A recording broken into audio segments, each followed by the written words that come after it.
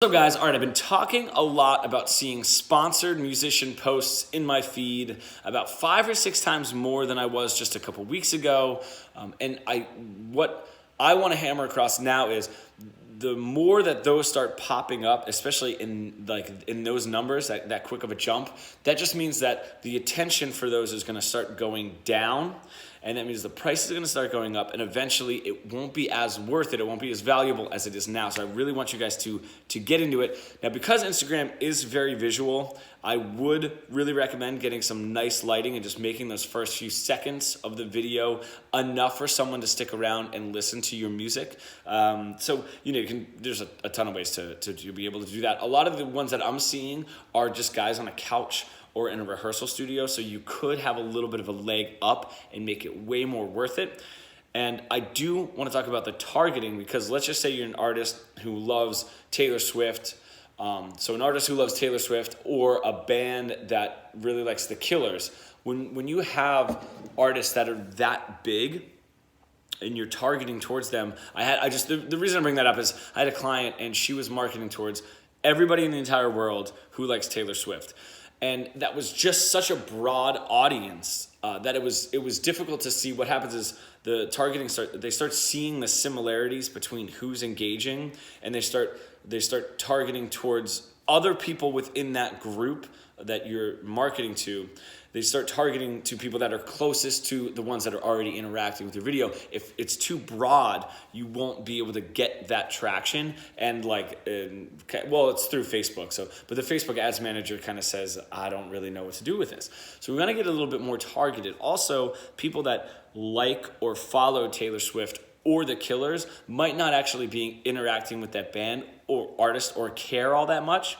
So that's why when someone's like that broad, it's kind of like they're a celebrity and people are liking or following their celebrity, not really their music. So it's something else to consider.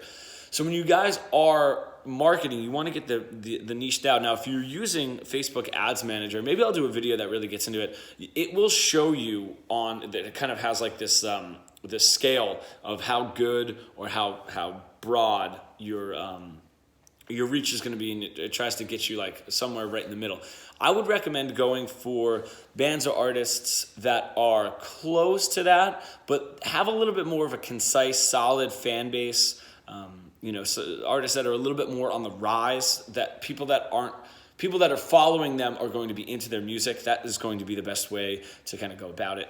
And then, especially if you're just starting, I understand the draw of just wanting to get your music out to everybody, but to actually be able to do that and make it worth it, you're going to need millions and millions of dollars. And that's what like humongous labels do with an already emerging artist, just to kind of blow up a single or a release like that. Let's get it a little bit more concise. Now, if you guys did people into Taylor Swift, even though she's huge, or The Killers, even though they're huge, but within a 20-mile radius of where you live, that is going to be way more effective.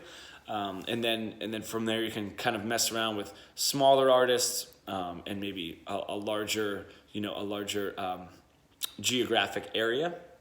But you definitely want to make sure that who you're marketing it to, the ads manager, they kind of understand who you actually want to get that to, and it doesn't end up just being like super, super broad. The more specific, the better. It will get too specific where there's only like 15 people, within a 5-mile radius who like a certain band. That's not necessarily good. And it'll show you on that tracker, what's good. But that's how you guys want to be marketing anyway. We do talk a lot about other ways to target the same group Facebook ads, and then you find out what they read, you find out where they like to hang out, things like that. But just to understand your fan base and understand, is it more male, is it more female, what age groups, and then kind of getting into some more of their interests is great, because ultimately some sort of a cross promotion where you can start stepping a little further away from music. This is something I wasn't going to get into in this video, but as you understand your audience more, when you start stepping away from music as far as your marketing, this ends up being a little bit better, which it does sound a little bit crazy, but you have 1 million musicians targeting towards people who like a specific kind of music, which makes sense. When you start realizing that, your punk band is killing it with kids in Vermont and in Colorado who love snowboarding, then that's an avenue that you can do, and you can kind of break through and cut through the noise. That's kind of the end all be all, is like figuring out ways to cut through all the noise that the other musicians are doing.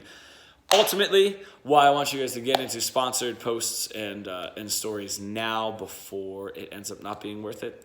It seems like it's already starting to crumble, so to speak, and it'll start being way more expensive within a couple of weeks. So we might as well get on it and take advantage. See you guys.